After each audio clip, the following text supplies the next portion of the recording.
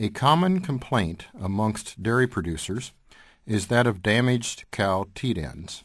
The evaluation of teat ends following these observations often reveals a range of teat end damage from slightly raised to rough, finger-like protrusions, sometimes referred to on farm as teat end inversions. The identified causes of teat end damage include faulty pulsation, overmilking, frostbite, and chemical damage. Although each of these culprits have been individually confirmed, the most common cause of rough teat ends is usually that of vacuum applied to teat ends in the absence of milk flow. Vacuum applied to teat ends in the absence of milk flow is also known as overmilking. Contrary to popular belief, overmilking may occur at any point within the milk harvest process, including the beginning, at various points during milking, as well as at the end. Excellent examples of milk flow cessation, or Stallout, are recorded under the cow prep section of this CD. Stallout of milk flow is directly associated with incomplete milk letdown. As mentioned in the cow prep segment of the CD, the most effective stimulators of milk letdown are, number 1, teat massage, and, secondly, force stripping. Teat massage occurs during manual manipulation of the teats, including dry wiping, massage with pre-dip, and towel drying. But just how much actual teat massage is there during a typical prep routine? Times recorded during the milkings that were used for the cow prep section of this video yielded dip strip times of 3.4 to 5.2 seconds and to wipe off the pre-dip of 1.5 to 3 seconds. Lag times, when no manipulation of the udder was occurring, range from just over 20 seconds to well over 1 minute.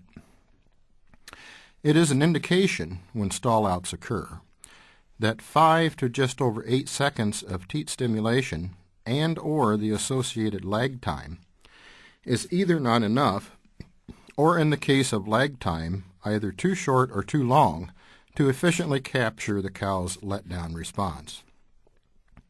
It is apparent that during the strip, dip, wipe, and attach sequence that most of the emphasis is typically placed on the lag phase of the prep lag time versus the prep and massage time. But is this what is best for the cow? Can the prep lag combination be adjusted so that damaged teat ends are allowed to heal and, most importantly, are prevented?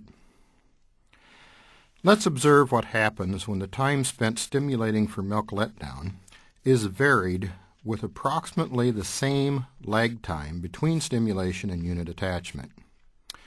In this video, cow number 1 receives 8 seconds of attention during the dry wipe / strip step of the prep procedure. Just over 3 seconds is spent applying pre-dip. Another 3 seconds of teat manipulation occurs, then 5 seconds of drying for a total of 33.5 seconds of total prep lag time between when the udder was first touched until the first teat cup is applied to the cow. The resulting milk flow rate is a bit slow to get started, taking a full 1 minute and 15 seconds to reach full milk flow. This is significantly longer than our goal of 30 seconds from unit attachment to peak milk flow rate. In this example, both teat stimulation and lag time is likely inadequate to stimulate both oxytocin release into the bloodstream and allow adequate time for the milk letdown hormone to reach the udder. The prep lag procedure applied with cow number 2 represents maximum stimulation combined with an appropriate lag time.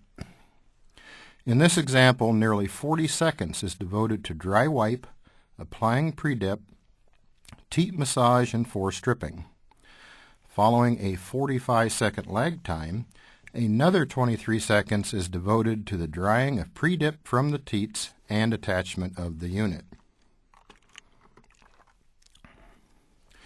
Total prep lag time is 1 minute and 49 seconds. The resulting milk flow rate graph for this prep procedure is nearly ideal. Peak milk flow is achieved in 25 seconds, and milk flow is sustained throughout the milking. In this example, cow number 3 is utilized with a minimal stimulation prep procedure to demonstrate the result of both limited stimulation for letdown and the result when the bulk of that stimulation occurs too close to unit attachment for letdown to occur. For this prep procedure, less than 5 seconds elapse during application of the pre-dip. A full 50 seconds of lag time is allowed, and then teats are stripped and wiped dry for 20 seconds. The associated milk flow graph documents a total stallout of milk flow soon after unit attachment. It also records a full 90 seconds of milking before peak milk flow is achieved.